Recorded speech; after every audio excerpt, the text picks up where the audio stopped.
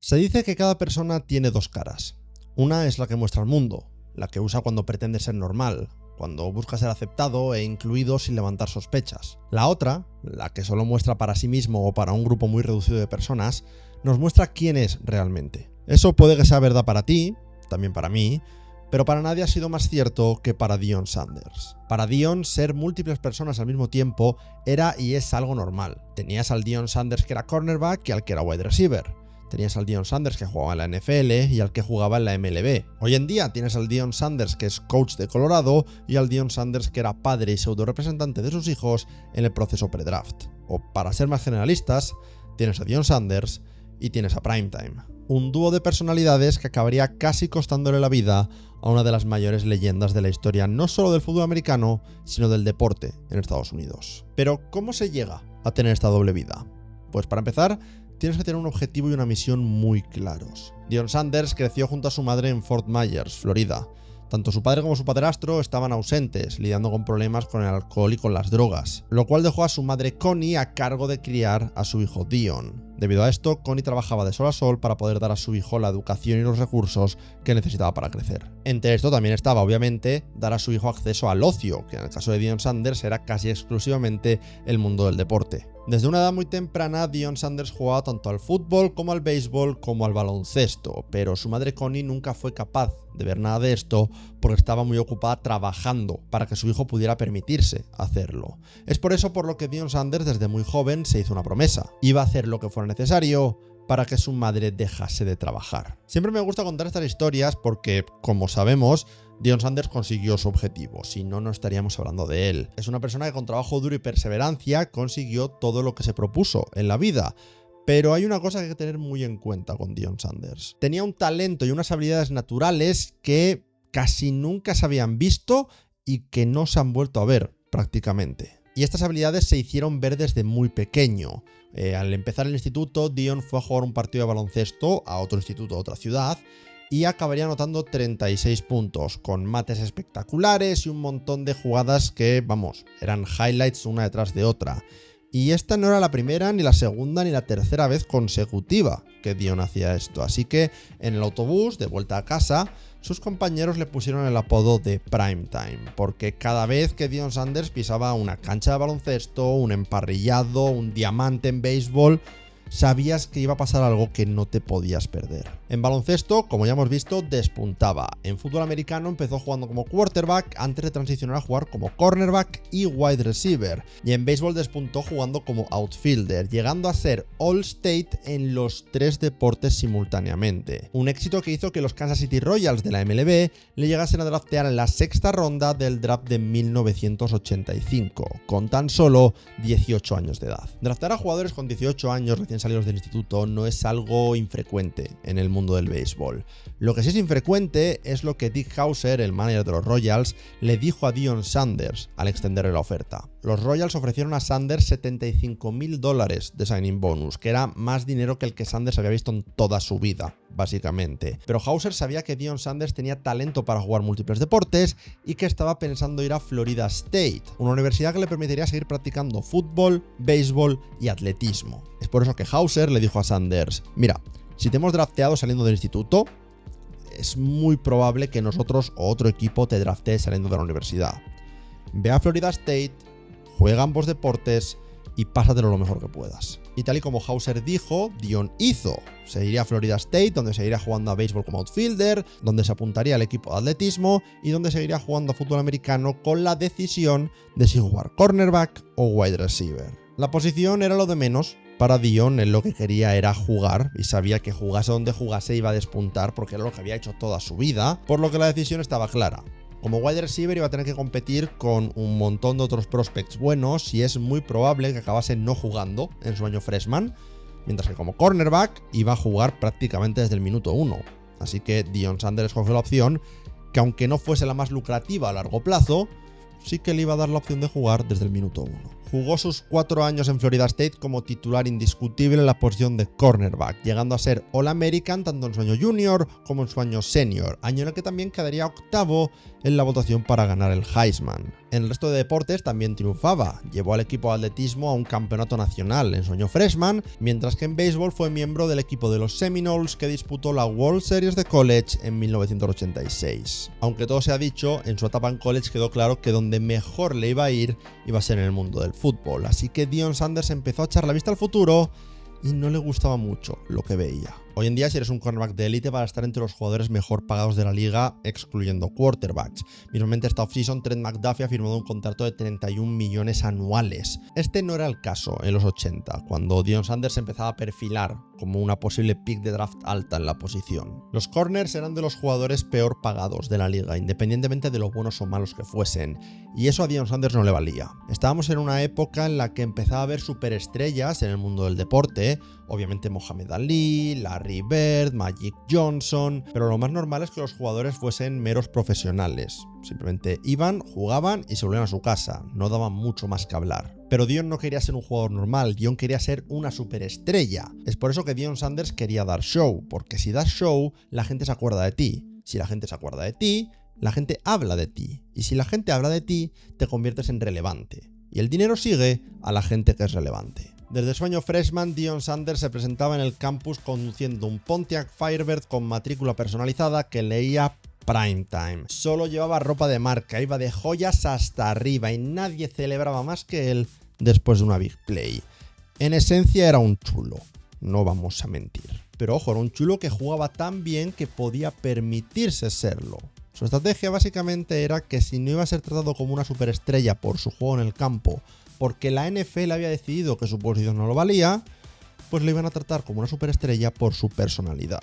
Y esta actitud chulesca no era solo delante de las cámaras. En todo lo relacionado con el deporte, Deion Sanders era Primetime y Primetime era Deion Sanders. Es famosa una historia del proceso pre-draft de Deion Sanders. El combine de la NFL no era tan grande como lo es hoy en día, pero sí que era igual de caótico, con las entrevistas previas por parte de los equipos siendo una parte muy importante del mismo. Estas entrevistas incluían test psicológicos que podían llevar horas para completar. Y un día, entre todo el ajetreo del combine, el agente de Deion Sanders le llevó hasta una sala en la que le estaban esperando los New York Giants. Los Giants le entregaron un dossier bastante gordo con todas las preguntas de este test de personalidad. Deion Sanders lo miró al reloj y preguntó: ¿vosotros dónde escogéis? Los Giants respondieron que en la pick 18 de primera ronda, a lo cual Deion respondió: a esas alturas yo ya no voy a estar. Y se fue de la sala sin hacer el test. Y oye, en defensa de Deion, tenía razón. Acabaría siendo drafteado en la pick número 5 por los Atlanta Falcons y recibiría un contrato de $1 millón anual. El contrato de cornerback mejor pagado de la historia de la NFL sin haber jugado un solo snap en la liga. Una cifra que el propio Deion Sanders dijo que muchos equipos no se habrían podido ni siquiera permitir por aquel entonces. Y esto no lo dijo años más tarde, esto lo dijo inmediatamente después de ser drafteado. Porque veréis, los Detroit Lions utilizaron la tercera pick de ese draft para seleccionar a Barry Sanders. Así que después de que Deion fuese drafteado, una reportera le preguntó que si le había entrado ilusión cuando escuchó el apellido Sanders en la pick número 3 con los Lions. A lo cual Deion respondió que se había preocupado, porque de haber sido seleccionado por los Lions les hubiera pedido tanto dinero que tendrían que haber pagado su contrato a plazos. Pero ojo, recordemos las palabras de Dick Hauser cuando Deion Sanders fue drafteado por la MLB en 1985. Al salir de college, la MLB estaba esperando. En 1988, los New York Yankees seleccionaron a Deion Sanders en el draft y en mayo del 89, escasas semanas después de haber sido drafteado en la NFL, Deion Sanders hizo su debut en la MLB. Y es que Deion no pensaba dejar atrás el béisbol. De hecho, el béisbol era una parte primordial de su plan para hacerse millonario jugando en la NFL, porque utilizó durante toda su carrera la amenaza del béisbol para conseguir contratos más lucrativos. Meses más tarde, en septiembre, Deion Sanders jugó su primer partido en la NFL, partido en el cual retornó un punt para touchdown. Un punt para touchdown que llegó 5 días después de haber bateado un home run en un partido de los Yankees, convirtiéndolo así en el primer jugador en la historia del deporte en tener un home run en la MLB y un touchdown en la NFL en la misma semana. Un año más tarde, en julio del 90, ocurrió uno de los eventos deportivos más mediáticos hasta la fecha en Estados Unidos.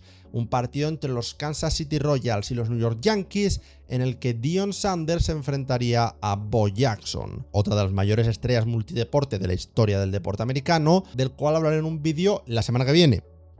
o si sois miembros del Patreon, pues lo tendréis ya, porque voy a subir los 2 vídeos al Patreon a la vez. De hecho, ya llevan subidos. Cuando veáis esto, llevarán casi una semana subidos en nuestro Patreon. Es que me voy de vacaciones este fin de semana y tengo que dejar los vídeos ya hechos. Así que, si queréis poder ver estos vídeos antes de tiempo o simplemente apoyarnos económicamente, aparte de salir aquí abajo en los créditos de cada vídeo, pues nos podéis apoyar en Patreon. Pero bueno, el tema es que mientras que Deion Sanders seguía viviendo esta doble vida entre NFL y MLB, sus 2 jefes, estas 2 ligas, se tomaban la personalidad de Deion Sanders de forma un poquito distinta. Por un lado, la NFL estaba empezando a aceptar con brazos abiertos que los jugadores tuviesen un poco más de personalidad, por lo que el lado arrogante de Deion Sanders sí que encajaba bien con la liga. Pero la MLB seguía siendo una liga más tradicional, que tenía muchas normas no escritas que no encajaban muy bien con la personalidad de Primetime. Una de estas normas no escritas era la de la lealtad al equipo. Deion Sanders había dejado los Yankees para irse a los Atlanta Braves, haciendo más fácil lo de poder jugar en 2 equipos a la vez, porque incluso en el primer año de Deion en los Braves, los Falcons y los Braves compartían estadio. En octubre del 92, los Braves y los Pittsburgh Pirates estaban en mitad de una serie para decidir quién se iba a llevar el puesto de la Liga Nacional en la World Series de ese año. De hecho, el día 10 de ese mes, los Braves y Deion Sanders jugaron el 4º partido de esa serie contra Pittsburgh. El problema es que el día 11 por la mañana, Deion Sanders tenía que estar en Miami para jugar con los Falcons un partido contra los Dolphins. Bueno, no pasa nada, el partido de béisbol acaba, Deion se va al aeropuerto, coge un avión hasta Miami y está listo para jugar contra los Miami Dolphins. ¿Cuál es el segundo problema? Que ese mismo día, el día 11, los Braves y los Pirates tienen el partido 5 de la serie en la ciudad de Pittsburgh. Deion Sanders piensa jugar 2 partidos de la MLB y un partido de la NFL en poco más de 24 horas. El tema es que en los 3 años de carrera profesional de Deion Sanders, esto era la primera vez que ocurría, porque el compromiso de Sanders con ambos deportes era muy claro. El fútbol tenía prioridad. Iba a estar en la MLB durante todo el tiempo que fuese off-season en la NFL, pero tan pronto como empezase la temporada de fútbol americano, decía adiós a la MLB. Pero aquí había una excepción. El año anterior Atlanta había tenido una run en playoffs, pero Deion la vio desde la banda, porque se había quedado jugando a fútbol americano. Esto hizo que se llevase alguna otra crítica por parte de los medios que cubrían béisbol, porque no se estaba centrando en el deporte. Así que cuando los Braves se volvieron a clasificar para la NLCS el año siguiente y encima uno de los outfielders del equipo se había lesionado, Deion decidió poner por delante el béisbol durante un poco de tiempo. Esto aún así recibió críticas, porque aunque puso el béisbol al mismo nivel que el fútbol seguía estando ahí. Es por eso por lo que aunque Deion Sanders acabó el partido en Miami, se subió en un helicóptero para ir al aeropuerto y voló a Pittsburgh para llegar a tiempo al partido entre los Pirates, el manager de los Braves decidió sentar a Deion como castigo por no centrarse solamente en el béisbol. Durante ese tiempo, algunos periodistas, como por ejemplo Tim McCarver, acusaron a Deion de utilizar la MLB como un stand publicitario, como una forma de conseguir fama por decir que jugaba a 2 deportes a la vez, cuando en realidad él solo quería jugar a fútbol y enriquecerse con el béisbol. La respuesta de Deion Sanders a todo esto fue echarle múltiples cubos de agua con hielo a Tim McCarver en mitad de la celebración de los Braves por clasificarse a la World Series. Una World Series en la cual Deion Sanders sí que dejó completamente de lado el fútbol americano y se centró en jugar con los Braves, acabando con 8 hits en 15 at-bats, una RBI y 5 bases robadas en la derrota en 6 partidos ante los Toronto Blue Jays. Una actuación espectacular que múltiples de sus compañeros dicen que de haberse podido alzar los Braves con la victoria, lo más probable es que Deion Sanders hubiera sido nombrado MVP de las finales. Y es que eso era la esencia de Primetime. Podías decir lo que quisieras de él, podías alabarle o criticarle, pero él iba a entrar al emparrillado o al diamante e iba a jugar al más alto nivel. Porque eso es lo que hace Primetime. Tras 5 temporadas con los Falcons llegó la hora de renovar, pero Atlanta no estaba dispuesta a pagar lo que Deion Sanders pedía.